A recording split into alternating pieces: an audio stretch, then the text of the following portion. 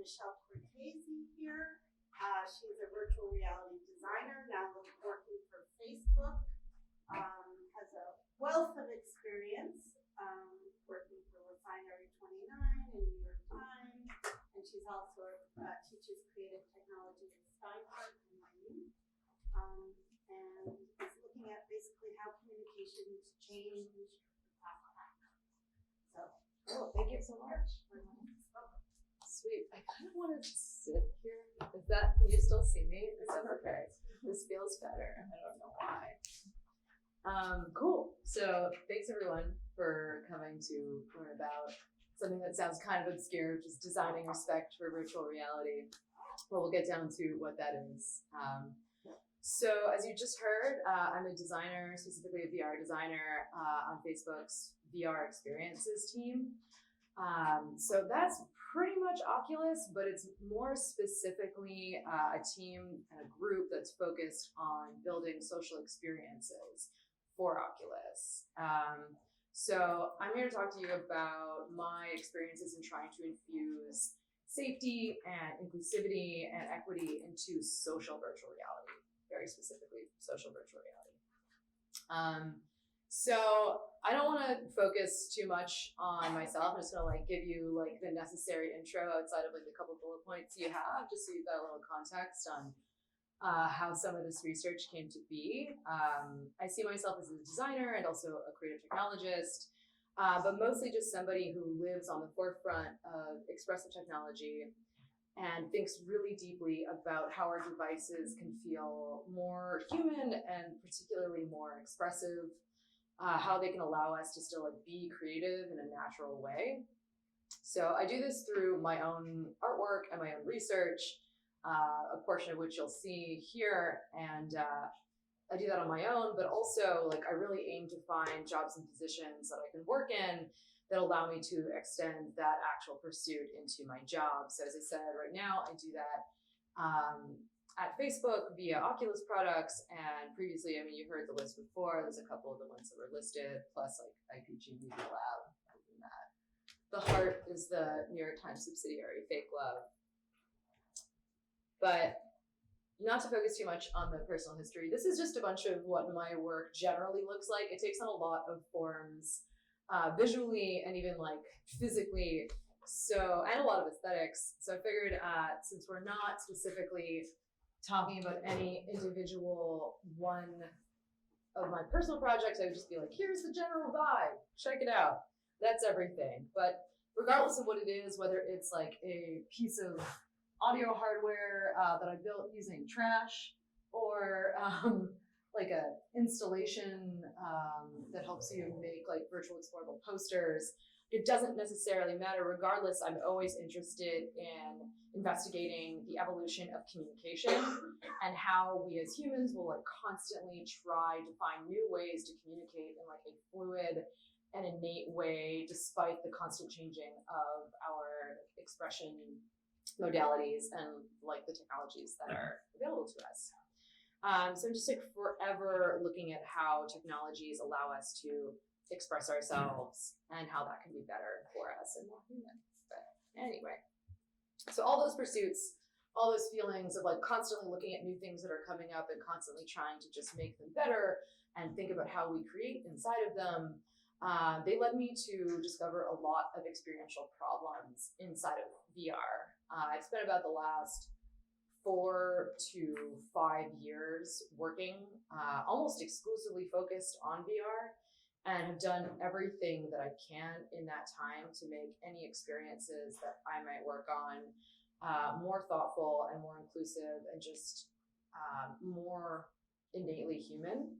And in that process, it's led me to have a lot of opinions on how VR should be thought about and designed for. And as you can see on the slide above, I get around, I will just yell about this stuff. You just give me an invitation, I will show up and I will just scream about any of it. But enough about me. That's cool. That's it. That's my general intro. Thanks for learning about who I am. That's all you really need to know in order to go forward. But I'm actually here, as I said, to talk to you about safety in VR, and specifically about how VR creators, hopefully lots of you here are VR creators, how those folks can design respect and consent and empowerment into their social virtual reality spaces. So in order to actually like unpack that, which sounds kind of like abstract and wishful, what we're going to do is first define social VR, because it's possible that some folks don't know necessarily the difference between social VR and just regular VR. Look at what harassment looks like inside of VR, and how virtual embodiment can amplify that perceived danger. And then finally, we'll unpack the concept of virtual respect and pitch some solutions for creating safer virtual spaces. Okay, so first, what is social virtual reality? Okay, I'm just gonna assume everyone here has tried VR and is like uses it in some capacity. I'm not gonna single out those that haven't, but I'm really curious as to who has tried social VR. Cool. Okay, that's good. It's like a 40% number. Nice. Exactly. Yes. That's where I was going next. I was like, who's not sure about what social VR is? Great. So essentially, social VR games are, or they're not necessarily games, but social VR experiences are mass multiplayer, usually online experiences that are embodied and experienced inside of virtual reality. Ooh, almost dropped the water. So what that pretty much is a VR MMO, like a mass multiplayer online game, that is used primarily for non-game social behavior.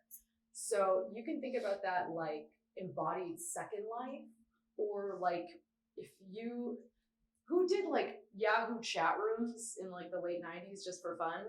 Yes, okay. So imagine that, but you put on an avatar and you walk into a space and you're like physically in a room with those people and you're just kind of like hanging out and chatting.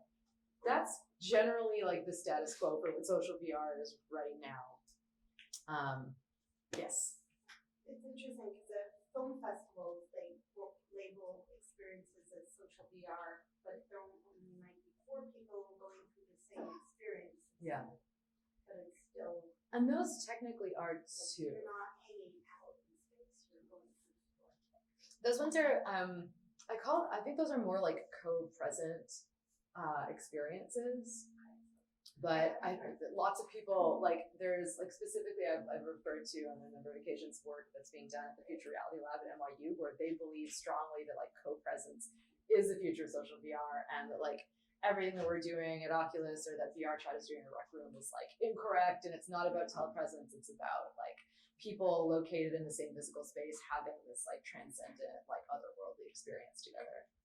So there is debate. I'm going with my definition, but there is a whole other one that involves co-presence.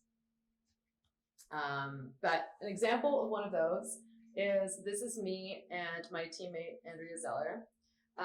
We're inside of Facebook Spaces here, which is our team at Facebook's previous social VR app. It was launched in 2017. It's actually coming to an end this month, I believe. It's like very soon we're shutting it down.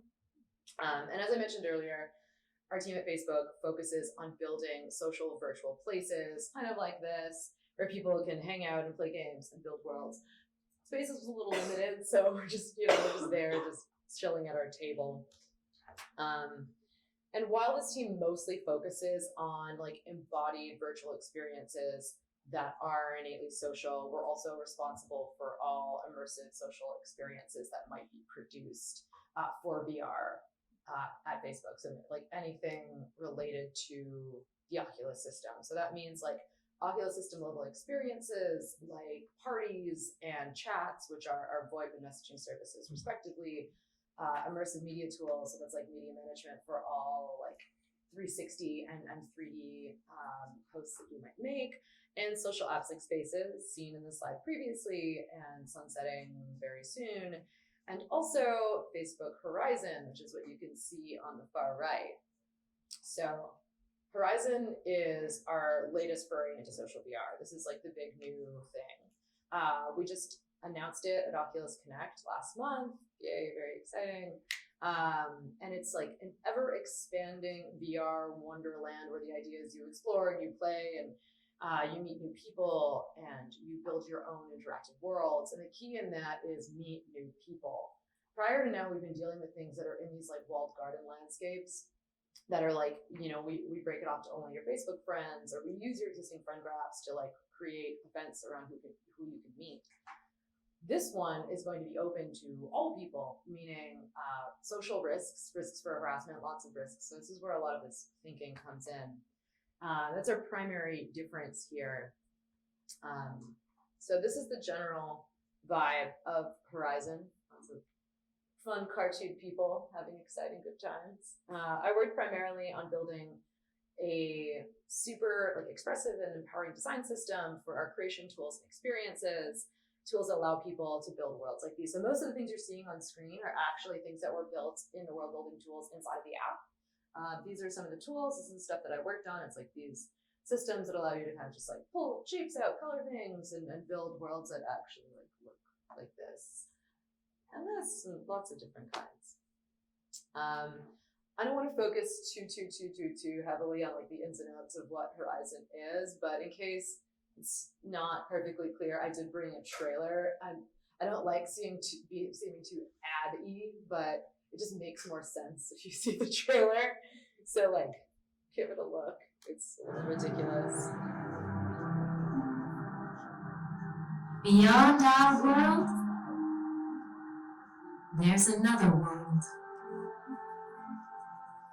And it's right here, on my face. Welcome. This is Horizon, the commuter guide / self-appointed spokes avatar, here to show you around. You know, Horizon is filled with possibilities. You can play stuff, make stuff, fly stuff. Wow! Really love the stash, Stuart. What up, Stuart? Wait, I want a mustache. Horizon isn't about rules or limits or pants or people telling you not to fly an airplane while drinking your fresh ground, fair trade, French press morning coffee through a curly straw. Isn't that right, Debbie? Mm-hmm.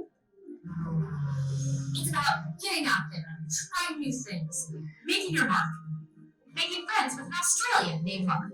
Oh, actually, I'm from New Zealand. And you can even build a world of your own, like laser tag, boom, or this islandy place with these cutie patooties. In Horizon, the world is your lobster. Isn't it oyster? That too. So come, join us. A never-ending, ever-changing world beyond your wildest dreams. Debbie gets it. Wow. Okay, obviously that's a vibe. It paints a very, very, very utopian portrait of social virtual reality. It's also super extra, and like I get it, it's a lot. So like in it, there's just like positive connections and blissful fun, and everybody's happy and everything's perfect. I'm not here to tell you about that. That's in the trailer. We're good. It's covered. It would be great if VR was just all like sunshine and lollipops and like nobody got upset and everything was fine. But like everything else in the world, it's not. Sorry, it's just not. VR actually has some really serious social issues, and particularly harassment is one of them. Specifically, sexual harassment is something that I personally noticed and was really upsetting. Embodied sexist trolling behavior has actually come to be like a pretty prominent burgeoning problem inside of social virtual reality. And that concept can sound a little weird and a little bit abstract at first, because it's like, they're not really there. How do they really harass me? So in order to set the scene, I'm gonna start with some role play, if you'll let me. Run this video in the background, set the mood. Okay. This is especially for those of you who have not done social virtual reality before, but imagine it is your first time entering a social VR app. You've got your headset out, you downloaded an app that you've never tried before, you launch the program, you go to set up an avatar, and you choose feminine characteristics because you identify as female. You choose an outfit that seems perfectly appropriate to your taste, and you're feeling good about the way your avatar looks. And when you're done, you spawn into a space. You don't really know when you say like, let's go, what space you're gonna spawn into, what it's gonna look like, who's gonna be there. And as you're getting your sea legs in this new environment, maybe there's other avatars there. It's likely that if you enter a social virtual reality space, there will be other avatars there. Maybe they look at you, they notice that you're different in some capacity, and they all start to kind of come over to you. They approach you. They ask you inappropriate questions about the way that you look in real life. They begin to get too close. They touch you. They kiss you without your consent. You try blocking them. You think like, I really should block these people. You open the UI. You don't know where those blocking tools are found. You don't understand how to actually get rid of them. You fumble through a UI system and you get frustrated. So you just rip your headset off and you think to yourself, well, maybe I don't actually belong there. Maybe that's not for me. And that narrative sounds a little like ridiculous almost for those of us who've maybe not necessarily experienced it, but it's actually based on multiple accounts of avatar harassment that were experienced in social VR applications and reported by women over the last couple of years. Specifically, it is a nearly verbatim copy of a story that was in a 2016 article posted and written by tech writer Taylor Lorenz, which is this article right here, in case you're curious. We're literally in that pretty much everything that I just said and some more inappropriate things happened to her. And that is just the beginning of this. Like, this is like one story in a field of many. Like, lean slightly back. In fact, less than 2 years after that article, because that article is from 2016, which is like old news now in the VR universe. Less than 2 years after that, VR Chat actually had to publicly vow to make safety a top priority after a female game designer shared on Twitter a super graphic video that she had recorded from inside of one of their chat rooms of like very disturbing sexual harassment. After that, a 2018 study that was conducted by Jessica Outlaw reported that nearly half of female identifying VR users have actually experienced at least one instance of virtual sexual harassment. So, given that and some personal experiences, Andrea and I, that coworker that I showed you guys in the Facebook Spaces video earlier, we decided to join forces, actually on our own time, as two female designers working in VR, and write a comprehensive paper detailing the dangers of virtual harassment and instructing readers on how to use the ideology of body sovereignty and sexual consent to design safer virtual spaces for social VR from the ground up, like sort of weaving that into the fabric of the spaces themselves. The article is actually slated to be a chapter in an upcoming Bloomsbury book. This is the book here. More shameless promos. It's on pre-order on Amazon. Get it. And it's also it's backed by Facebook Research, so there's like an abstract on facebookresearch.com or fbresearch.com specifically. Yeah, sorry. The way I've chosen this casual sitting stance has meant that I'm standing over. Yeah, just like this, super chill, very casual now. Okay. Yeah, if anybody wants to see any of the source credits that are listed right there, just tell me to move. It's fine. Okay, I get it. Okay, so why do we feel like we had to take action on VR harassment? Because it is a pretty niche thing.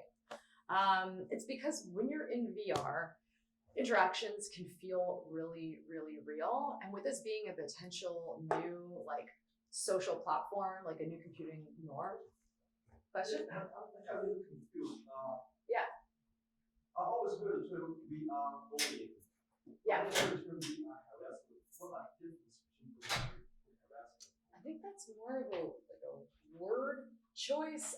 We use the word harassment because the behaviors that we're looking at specifically are a little bit more physical. It's a little bit less of like the cyberbullying, like war with words kind of thing, and literally like people getting into your space and like performing false sex acts on your virtual body, or like getting way too close to you. It's like slightly different and more physical. That's a differentiation I would make. I think that there might be different divisions out there.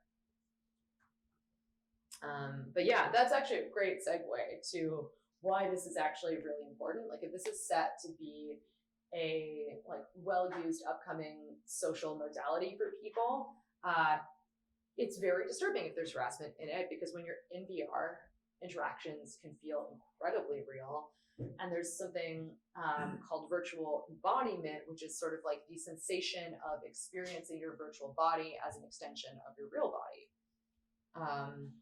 So as a person who's going into virtual reality, you know on a logical level that what's happening to you in VR is not actually happening to you to your real body or in real life.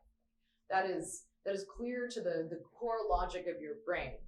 But just having this virtual extension of yourself can produce really transcendent effects. There's a really beautiful quote here from a New Yorker article where they were interviewing and quoting Michael Mattery, where it says like, when we're embodied in virtual spaces or virtual experiences, you can redefine the relationship we have with our own minds. It's like a really beautiful and fascinating sentiment. But let's get a little bit more real and like scientific and concrete with this. Here's an example. Is everyone familiar with the rubber hand illusion? Cool. Okay. Anyone not? I've seen some shaking heads. Okay, so for the rubber hand illusion, it's an experiment in which, so you would be sitting at a table, both your hands in front of you.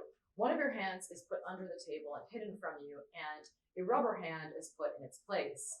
Someone is then stimulating your actual hand hidden from you and the rubber hand in view of you. So there's sort of these parallel stimuli happening to both of them. So eventually, as you like continue to see these different things happen to this rubber hand, your brain begins to sink it in more and more as part of your body or an extension of your body. At some point in the experiment, someone comes with a sharp object like a knife and then just like pretends to come stab the hand.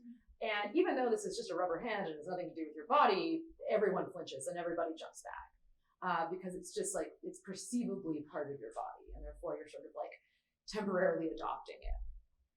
So there's something called the virtual rubber hand illusion, where people have repeated the same experiment but inside of VR, and it produces really similar results. And that's because when somebody threatens or violates your virtual body, your brain can perceive it as very, very real. And this is really worrisome because like time has told us that harassment on the internet is definitely a thing. There's like, no spoilers there. We all understand that. From trolling in chat rooms in the 90s to cyber stalking and bullying on various social media platforms now, it's a pretty like proven facet of the internet. It's just clear that when there's no accountability on some kind of new platform, like abuse sort of follows often. And because virtual embodiment can feel so real, VR gives harassers and trolls like really scary new ways to attack people. Like that physicality that I was talking about when I was trying to differentiate between harassment and bullying. Like they can literally physically be perceivably inside of your space. So all of that ability to get inside of your space and really bother you in like new and terrifying new levels is where the inspiration for building virtual respect comes from. It's a feeling that everyone deserves to feel safe in VR, particularly in social VR experiences. And the concept was likely so important to us, Andrea and I, as women, because we think a lot more about safety in real life. The initial inspiration for this paper had actually come from trying to explain to male coworkers during crits why some of their design elements were triggering to me as an assault survivor, and they just like couldn't quite understand it. I love to use this Jackson Katz research as an example of the difference here. So there's an experiment in which he asks men and women what they do on a daily basis to avoid being sexually assaulted. For women, the list just begins with hold my keys as a potential weapon. Check the back seat before getting into the car. Always carry a cell phone. Be careful not to drink too much. Never put my drink down and come back to it. Make sure I see my drink being poured. Carry mace, pepper spray. Okay, yeah, I mean, you get it. This is only a third of the list, by the way. It's just massive. Which I don't think anyone is super shocked. But the disturbing thing about this and the difference of just the perceptual experience of everyday life is that the average answer for men was nothing. I don't think about it at all. And that's a really distinct difference. Sorry, I see phones coming up, so before I move on, I'll give you a chance. Yeah, I'll move and everything. You'll be in this really awkward position for your photo. So with that, we knew it was really important to look at the problem of virtual reality harassment from our unique perspective as women in VR. And we started to do that by looking at consent language. And having written our paper in the year of METOO, we literally started to write this paper in early 2018. So we had a lot of like consent focused debate in the media to take inspiration from. It was just like a constant onslaught. But we started to kick off with primary definitions of consent, like this one that is from Yes Means Yes, a really interesting book. And it is all people should have complete ownership of their bodies and any interactions that should occur to them. This is not just a beautiful sentiment, but it's also something that like can transition really well into being an attractive principle for embodied experience design. So we grew that practice of just looking at like these primary definitions of consent into looking at body sovereignty and ownership, specifically as an interactive principle to ensure the design of safe and inclusive social VR spaces. And we begin to think about that as designing virtual respect, like kind of adding a layer of virtual respect into the spaces that we were making. So if I can define that for a second, and we kind of worked on having this term to think about it as it's something that we're describing as a state of being where every single person has the comfort and autonomy to be their fullest self. Okay, all of that is pretty, oh wait, I saw another phone. I'll like pace myself. Cool. All of that seems super, super like, yay, let's make everything better. Let's use these things as inspiration, but there's no actual answers yet, and I know that those are coming.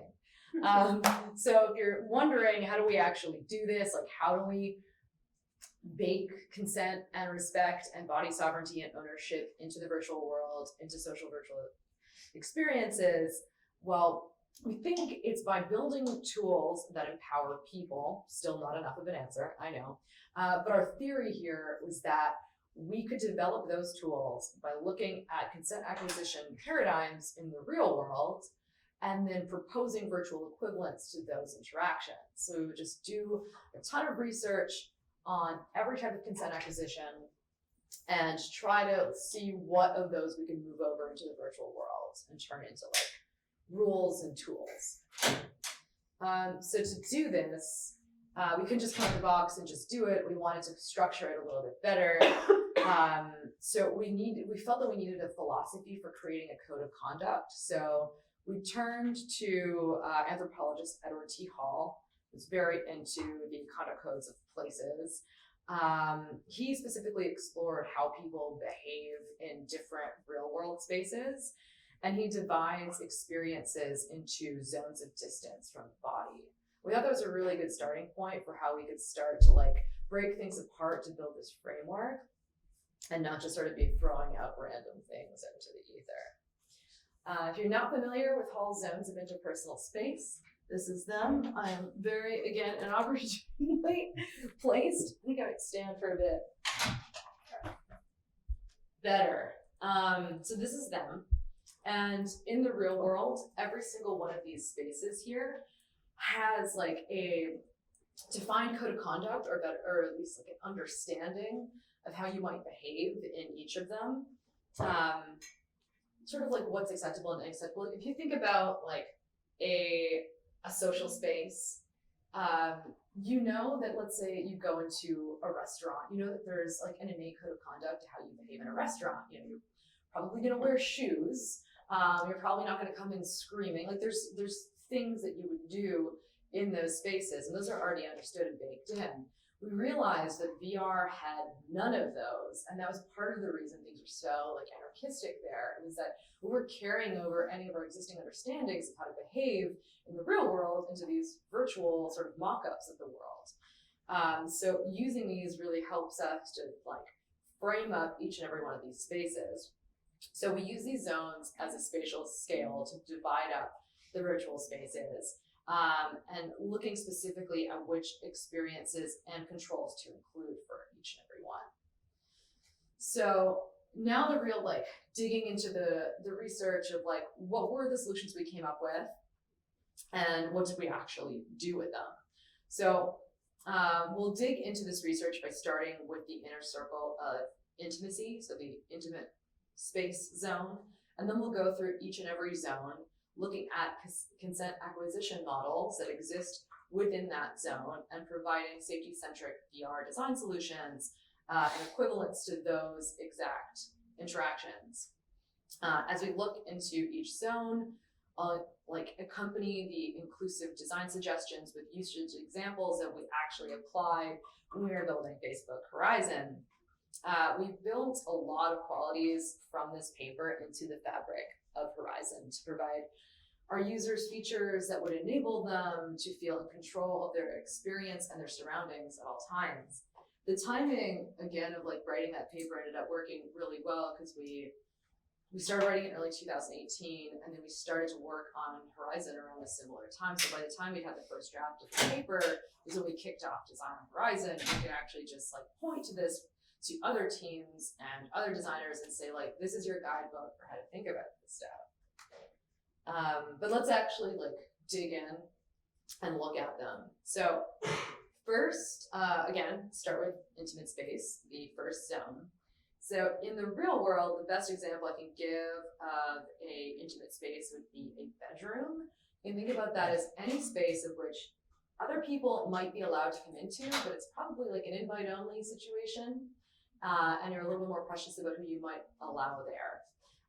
So to build safety into intimate virtual spaces, we actually suggest that creators use granular controls that are surfaced long before any intimate interactions or any interactions might actually begin. So it's sort of like curating your experience before it's set to happen, so nobody can like violate your very closest space. So again, we've got the IRL example and the VR example. So the inspiration that we actually use for the granular controls component actually comes from yes, no, maybe charts, which, and this is a very fake one that's on screen here, but these are procedures by which individuals in close relationships, and this is like often something used for BDSM, might list all intimate acts imaginable, all intimate acts that they might be interested in, and they would categorize them into things they might enjoy, things that they don't ever want to do, and things that they're not sure about and might consider under special circumstances. This gives two people in an intimate arrangement an opportunity to explore things more freely by setting the tone before it occurs so that nobody accidentally crosses a line. So we thought that was a great idea to use in VR, and that in VR we should empower people to define their ideal experiences up front before they actually get out into any social environment. So in Horizon, we gave everyone the ability to set a physical boundary around themselves, around their avatars. This provides players in Horizon with the ability to control the types of social interactions that they want before they actually enter any social experience.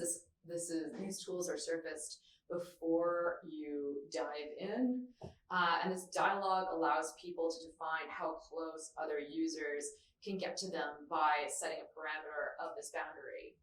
So you can kind of see this is an early prototype. This isn't actually, obviously you notice that the avatars in Horizon don't have legs, so clearly this was early when they did have legs. But you'll notice that this is like our POV avatar, and that one is bouncing off of them. So they've set a personal boundary, And this is with the boundary visibility turned on. It's not actually in the app, but this is just for prototype purposes while we were testing it. So this is a user saying, I don't want anyone to get any closer than that, but we have this light bounce so that we don't have to worry about sort of like weird, awkward clipping. So people get too close, they bounce off, and then you just set that area. So if you don't want anybody to get close enough to physically harass you in VR or do inappropriate things to your virtual body, they don't have to. That's not gonna happen. I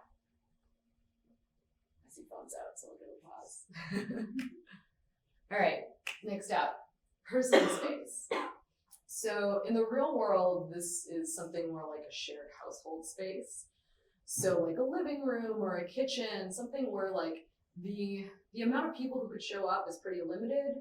They're all part of like an existing community, or like they have a relationship to one another, but they might exist in some sort of close quarters.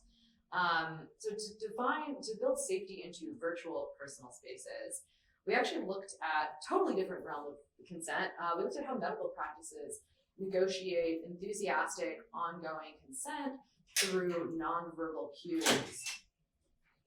So specifically, we looked at, is that the right thing? Yeah, sure.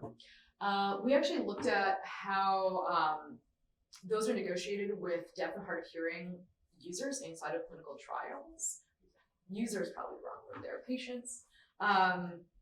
But we feel that designers should incorporate simple communication gestures and easy to access shortcuts to allow their users quick action remediation in tough situations. So these simple shortcuts can allow users to quickly report a problematic experience without interrupting or further degrading their experience. So I want to explain the through line a little bit more here. The idea that like there are universal gestures, and that's a lot of what's used in this sort of like medical consent acquisition. And we want to play into the simplicity and speed of those. The ability to just say like, no, I don't want this really fast, and be able to remove yourself from the situation. We designed Horizon with the main goal to make sure people can feel safe and in control of their surroundings at all times. So we wanted to provide easy access shortcuts for moments when people might need quick action remediation in tough situations. So what you're seeing here is we designed a one-touch button that allows people to quickly remove themselves from a situation.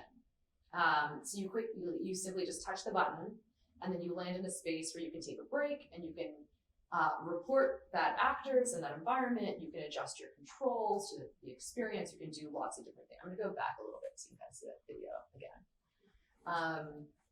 What's important here to note is that it's easy. This is that's actually the location of that has moved. These are all prototypes through the process of building, so everything is slightly different in the actual app currently. But you have something that's literally on your wrist. You just tap this thing on your wrist, and it takes you into an environment. And what I love about it is that you haven't gone anywhere. You're still technically in that space, but you've done sort of like Zach Morris in Saved by the Bell when he like stops time and then he's in that weird limbo land because all the avatars freeze. This sort of nightfall just comes over the environment. Everybody's still there, but you just got this magical superpower that allows you to kind of stop time just for yourself and change anything that you might want to change. So we wanted to think about it more as like a superpower and something that was like speedy and ready for you to take care of you rather than like, Is your avatar still visible for them? So are No. you really there? So you would just disappear from their perspective? you go into something that like the are away from computer mode. So whatever people would see had you like taken your headset off or gone on to pause,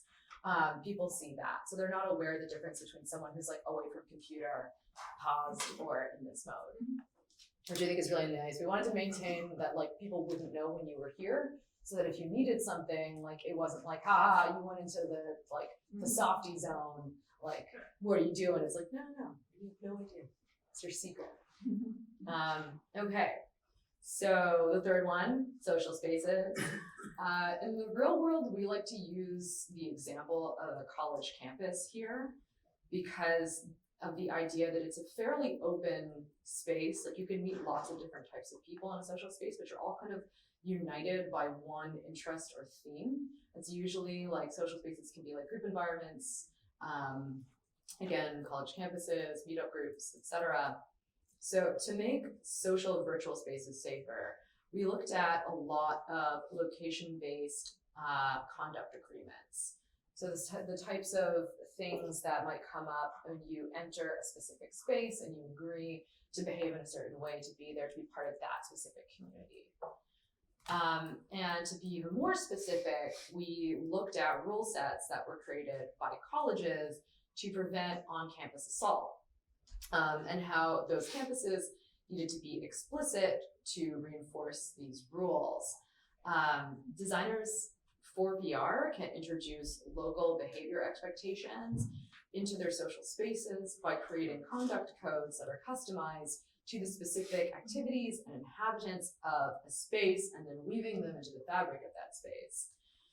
Something I really like to clarify here with this one is that this isn't about just like posting up a sign that says like, this is a safe space. This is about like specifically tailoring the conduct expectations of any space to that space. So if you want to create some like psychotic first person shooter VR world and you want people to like do their thing there, it's just about saying like, that is a clearly delineated behavior paradigm that exists in that world, and if people aren't interested, they can turn around and not go.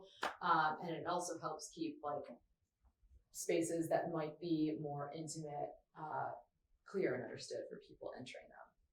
So one of the clearest places in Horizon that we had to use local behavior expectations was most of Horizon is either just places to hang out and chill, or user created spaces. Just lots of like worlds that have been built using the world builder tools that are there. But we have one first party app, and it's a game. It's called Wing Strikers. It's a multiplayer game in Horizon. And because of the fact that it's like a multiplayer game, it is different in its expectations of what the rest of the app is. Like what you're seeing here is like it's still lorem ipsum at the point of which we wrote. This is like where we will put our community guidelines. But you get it. This is like when you land in the, it happens. But when you land in the app, this is the first thing you see before you actually, this is you in a private space where you're sort of beckoned to actually do this stuff, like set your personal boundaries, set up your experience expectations, set up your avatar. And then when you press that button, that's when you actually get teleported to a social space. And we take this opportunity to explain to you what that sort of open world, totally public space is actually like. We call it the Skyway, but it's the place where like, it's not a specific world, it's just like the central hub. We explain what the expectations are for that, what the expectations are for Horizon. But when you get to Wing Strikers, things change slightly. So we've got a whole other thing to deal with. Wing Strikers has game rules that are similar to Capture the Flag. I didn't drop in a photo of it, I kind of regret that now, but it's essentially like this game where you grab an airplane, and it's kind of like when you were a kid and you would pretend to, like, you have an airplane in your hand and like pretend it was flying. It's that, but you're actually like POV that airplane, but you're still controlling it with like where your hand is going. It's very cute, very fun. It's this like cartoonish Capture the Flag kind of experience, but it's like a little violent. It's a little different from the rest of it. And it's a structured game. So we have to be very explicit about setting a specific type of conduct expectations at this stage. But then also when the user lands themselves in the lobby for Wing Strikers, we give them a separate set of conduct expectations so that they know that this is a different environment. And we're like creating the understanding of like the delineation of like different subworlds within this to try to keep behavior understood for every type of space. Okay, enough of that one. Finally, the last one, we made it. We're in the home stretch. We're nearly done. Public spaces. So in the real world, a great public space example would be a public park, or honestly, even a city. It's pretty much just any kind of place that is in the real world where you could potentially meet any kind of person. No ties between people, just complete randomness. So to ensure inclusivity inside of virtual public spaces, we actually think that we can look to real world law systems for inspiration, which can be a bit of a controversial opinion, but I'll dig a little more into it.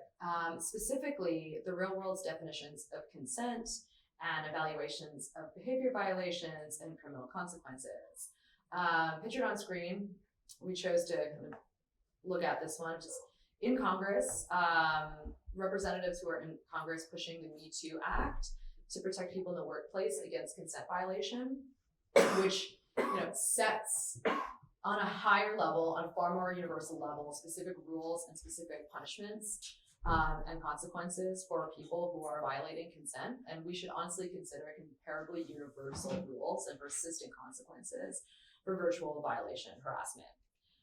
Obviously not on a law level, but the best example I can give here of universal rules and persistent consequences is when we designed our safety system in Horizon, it was important that when you blocked, muted, or reported people, particularly reported them in Horizon, that the same action was actually enforced on the Oculus platform as well. And this is a key to a universally safe system that people are able to trust. We introduced integration with all system level blocking, reporting, and enforcement. So what this means is if I report someone inside of Horizon, it also reports them on an Oculus level. So on a system level, folks at Oculus get that report. If other people use our social SDKs and do the same thing, that means if a person gets reported in Horizon, a person gets reported in Rec Room, if a person gets reported in VR chat, these can all go to a central point, allowing us to understand a potential risk user and do higher level things with that user, like flagging a user on a system level and saying this person exhibits bad behavior across all of social VR apps. They're harassing people across multiple occasions, and it gives us a better opportunity to potentially do things like, should we flag that account? Should we disable that account? Should we stage an inquiry, etc. All right, that is it for public spaces. That is it for all of the spaces. This is a recap in case you wanted to just remember each and every single one of them. This is just the very, very, very simple recommendations for fostering safety at every level of personal space. Again, yeah, humor photo, now is the time. Didn't need to take photos of the rest of it because it's all here.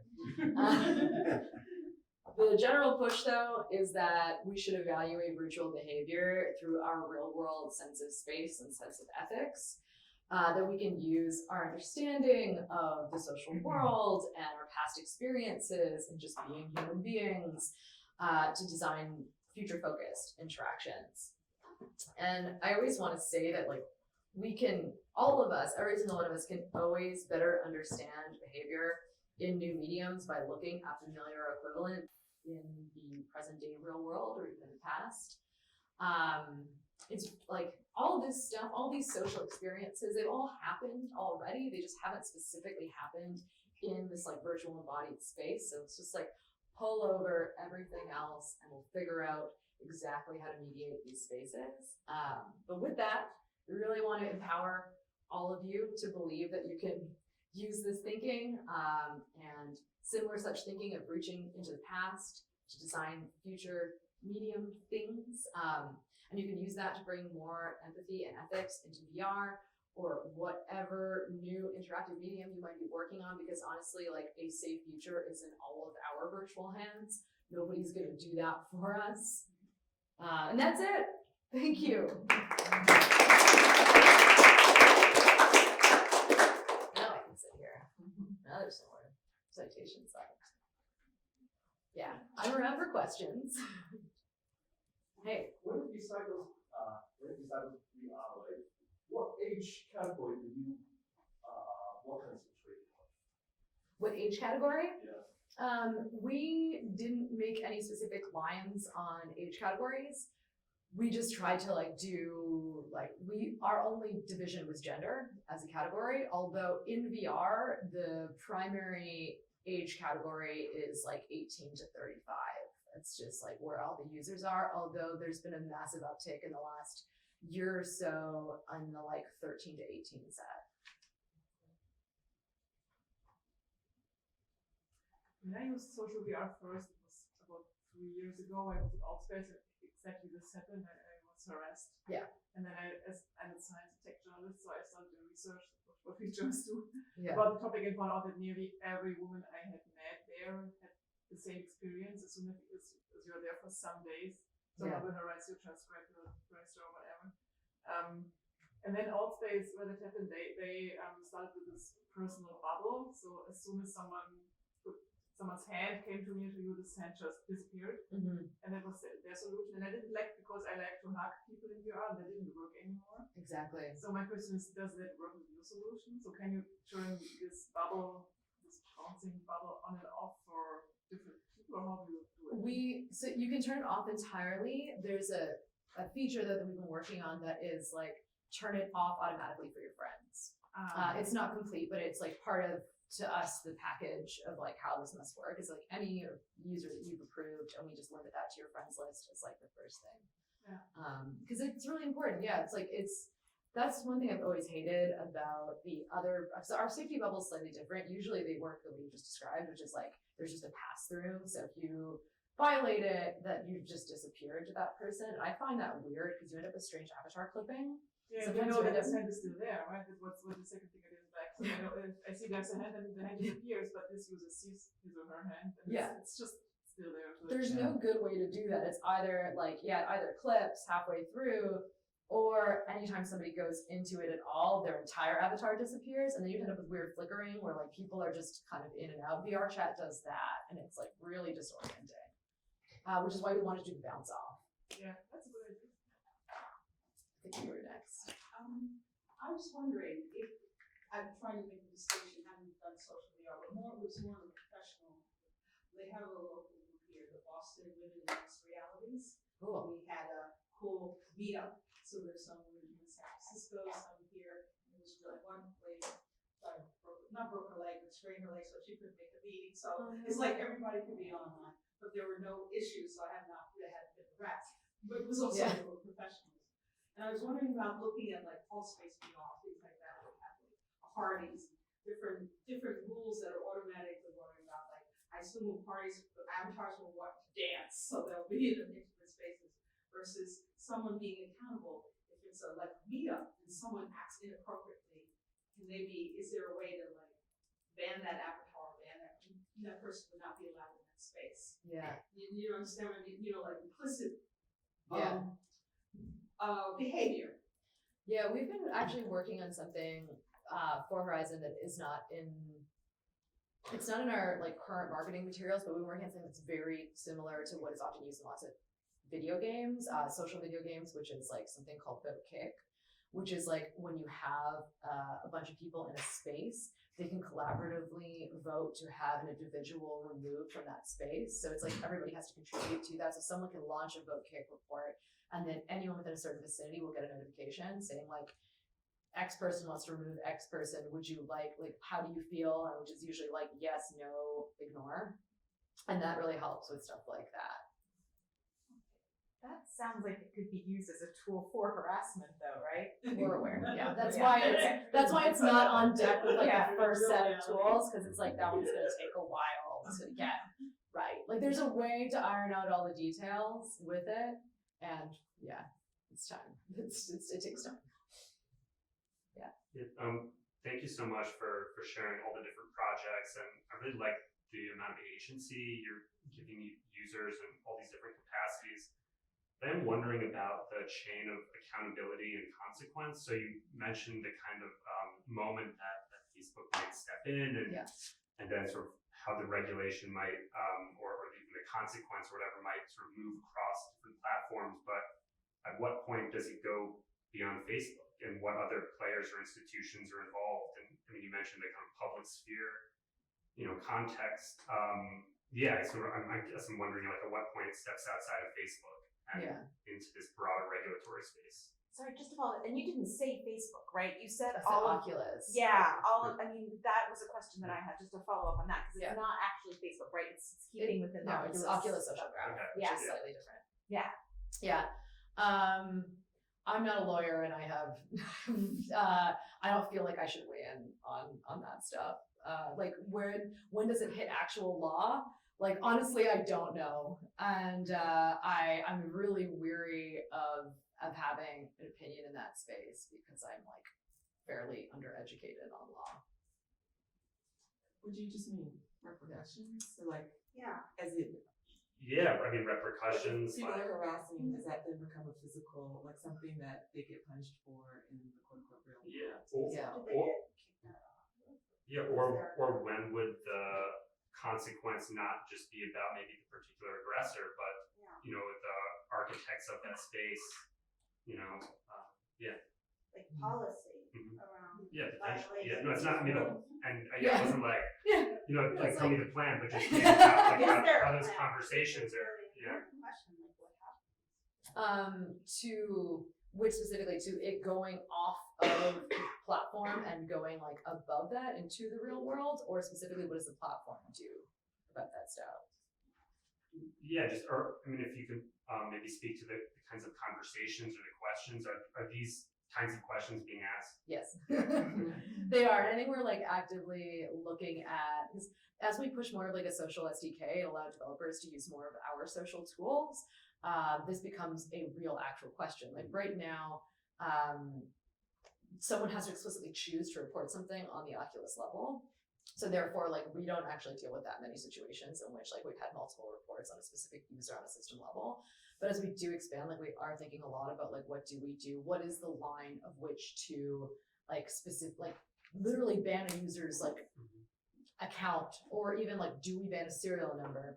We don't have the answers to that yet, because I think it's going to come from a mixture of like when developers use our social tools and when we've tried, although we'll probably try more open options and then just see how it goes. But it's openly being figured out right now, and that is something that's like consistent across like multiple like Facebook entities. It's just like the concept of like reporting and banning is like constantly in flux and in question.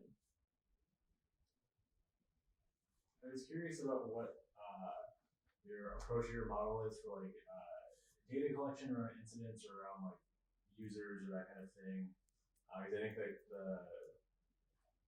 thinking about the parallel like on campus where there would be certain offices where like you don't have your content, or there's like required reporting, or other places where there's not required reporting. I wonder what the equivalent is for like data collection around some of these things.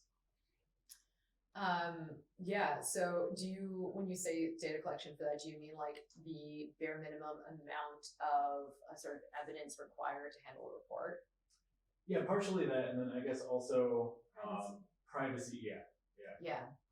So what we usually do for that is we have a certain degree of like of cache of like state capture. So what we can do is if a user goes to report another user, we can offer them the opportunity to pull back a certain degree of state capture that exists. We're constantly like recycling that, and it's constantly disappearing, but you can get like, and I can't give you the exact amount of time captured because that has been variable and changed, and it's mostly just subject to like technical limitations. But we can give them the opportunity to say like, do you want to, with this, pull a full state capture of the last X amount of seconds and send that with your report. And it's optional, and it's otherwise not touched and not used, or like it's just going into the ether and dying. I have a related question about this. Like, you know, an issue I would see with this question about privacy is retribution for making reports. Yeah. Especially since there's like a lot of mob mentality in harassment situations like this. So, what, privacy, implementations do you have for keeping users who have been harassed, keeping their identities and perhaps their like actual real life identities? Like I just imagine somebody reports somebody and then they get doxxed on one of these, sites. Well, if somebody reports somebody else, we're not communicating who was the reporter to the reportee at any point in time. So I think if that person were to sort that out, that would be like a situation of their own research and understand that, and which is like a fair real life experience. Like if I understand who I harassed and then at some point in time, like I have consequences for that, like that's not that different from the real world. Something that we are doing, however, is allowing people to sort of combine reporting and blocking at the same time. So that if you did want to like report someone, you could also assure that they'd never see you again. And that's across all of Oculus. And that's the cool thing with the blocking thing is that like once you've blocked them on an Oculus level, like they're gone entirely and they can't see you. So also thank you for an amazing talk and for consciously thinking about these very important issues. It's fascinating. And to go in a different direction on user agency, can you speak to the decision to neuter all the avatars and if it had any perceptible effect on behavior? Because they went from having legs and being very anthropomorphic to being like floating Nintendo Mii style avatars. Did that have an impact? Honestly, it was just that as we got closer and closer to our announce date, we thought that our time was better spent on other things than getting like the leg animations perfect and tight. Like that's straight up it. Well, Like, there eventually will have legs. don't know. We people actually kind of like that. I think that was the idea, and then at some point, like we've accepted them as they are, and you don't have to decide what shoes or pants you wear anymore. So that's great. Yeah, no, it was. It was a totally like it was a decision based strictly on time and where our effort was best spent. Like our effort was best spent on stuff like this rather than like leg animation. So that was it. And yeah, maybe it'll be we'll resume that subject at some point. But yeah, we like them. Those weird little swimming people who like still have gait yet are like legless. It's very distinctive. Yeah. Like, it doesn't remind you of anything or have like a little logo problem where it's a disaster. It's very distinctive. It looks good. Yeah, like I thought I'd hate it, but I definitely don't hate it. Any more questions about legs? It was what a lot of the, like anyone who was like writing on this game after we announced last month, it's like, it was part of every article. Just, it's been really interesting. I didn't think it was going to be that important, but people noticed. The legs are missing. That was. Yeah, you didn't notice. See, not everybody noticed. Yeah, I don't know.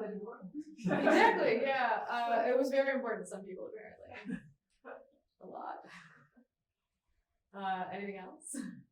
Yeah. I was wondering how your thinking revolves around children that might approach the game and how that changes into the stuff that you're looking at here. So the thing about our rules for Oculus is we actually say that Oculus is strictly for people 13 and up. So we're not supposed to have children on any of the platforms to begin with. Unfortunately, we do. It's like we can't ignore the fact that that just happens. Like a child will pick up a headset and put it on. So it's an interesting thing where we're kind of torn between like we can't be out there being like, we're promoting all of these like things to keep children safe. When it's like, children aren't supposed to be there. It's like, we should keep children safe, keep them off, keep them outside of VR. So there's nothing specific. I do think that a lot of these tools kind of help everybody. And they're really good just for like crafting safer experiences in general. But yeah, my general answer to that is like no children on there. It's all adults in the ad. It's all like teens and adults. Let's try to stick to that. Although yeah, that user base of like 13 to 18 is like, they're coming up pretty fast. It's growing. You said that you can block users on Oculus level. Mm-hmm. Do you discuss it with HTC as well? Because it would be the solution if it would be across all of the platforms, because otherwise these people just switch platforms. I would love that.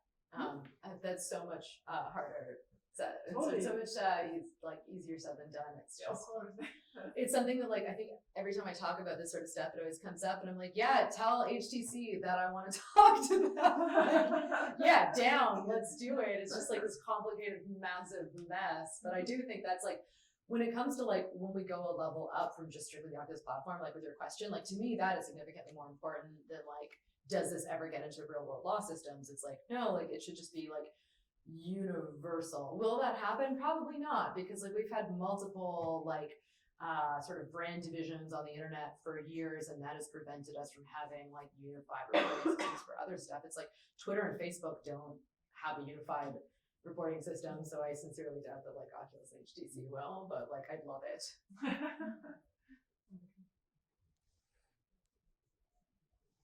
Anyone else? I just have a general comment. Yeah.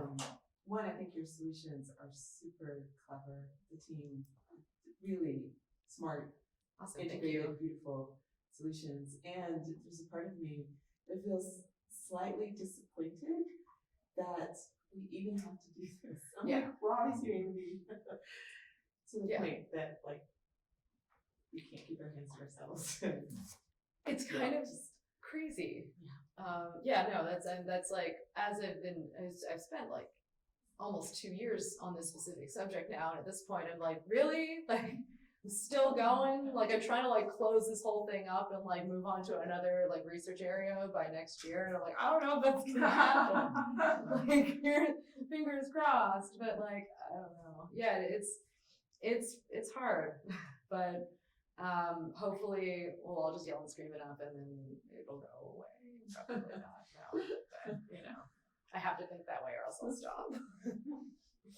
Very good that point. I had this in this big research I did around this research around the topic. Many people said, well, this is just because it's a new medium and this will go away, because in real life it's somehow we deal with that as well.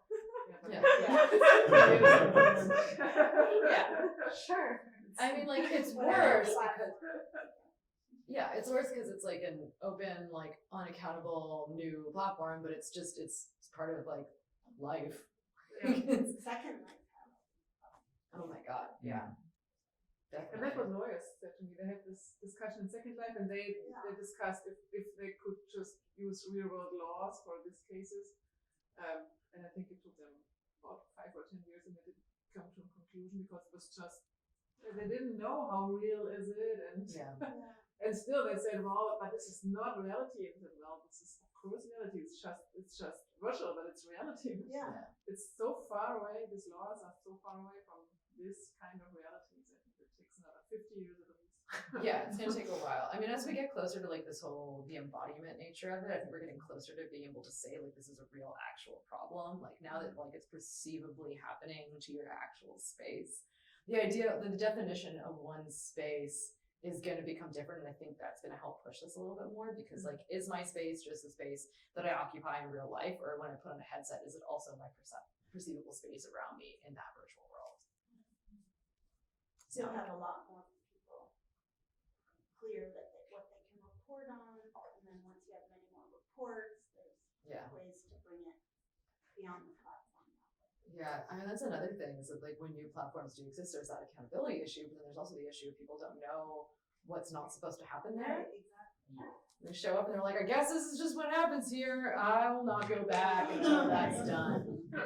Which is, I think, why it's important when I tell that like anecdotal story in the beginning about what it might feel like for you to go to VR for the first time, that it ends with somebody ripping their headset off, because for some people, that's the only way to make the nightmare stop, is just like, okay, I'll take it off. That's cool. You guys can have that. I'll go back to the real world now. Is there any discussion about having like an initial space that you go the very first time that you're entering, where you kind of have more learning and how to control your body in this place, or your virtual body in this space? In Horizon, we start people off in a space that's private. So which is like, but it's the place where like you change your avatar, you know, maybe change your settings, you move around. It's just like a little platform. Yeah. It's actually, I showed it a while back what this community guidelines were. You can only see the edge of it though. It's like a circular platform in the sky. And you're there. And it's like what I like about it is that like you can see like the city below you. So you're like, oh, the people are there and I'm here on my cloud. Empowering. Yeah. It feels like you're like in your weird like penthouse platform cloud place. So you're like in heaven. You're like, yeah, just get dressed here. It's fine. But just to avoid that scenario, like a new person being immersed with these veteran people and kind of being taken advantage of. Like a starter space? A starter space that they've talked about in this. Yeah, we don't have that specifically. It's something that we've talked about before. We're curious when we actually, so right now we've only announced and we're preparing for a beta test. So we actually don't have like real users who are not employees yet. But we're really curious to see if our like place called the Skyway, which is like where you land when you leave that little personal space, because we don't think like experienced users are going to use it too often, we're like very curious about like, is that going to serve as that space? Because it's more of just a hub. It's like, you know, pathways to different featured worlds. But if you're an experienced user, you don't need pathways to featured worlds. You just, you know, open up your UI and you say, I want to go here. Like, I want to finish working on this world I started. Do you ever monitor these spaces? Like, is there not you, but like, is there monitoring of, you know, is there a way to like look in some way? I know it's massive, but we are actually planning to have like community guides and representatives there to start, just to begin with. It's a test. I don't think anyone has done this before, so who knows? But yeah, there'll just be people who are kind of like guardians of the space almost, who are there to say like, this is like literally real people who are just kind of like hanging out, and they can like flag stuff that's weird or just remind you of good behavior, or if you need help they can be like, oh no, go over there, do this thing. But yeah, an experiment for sure. Curious to see how it goes.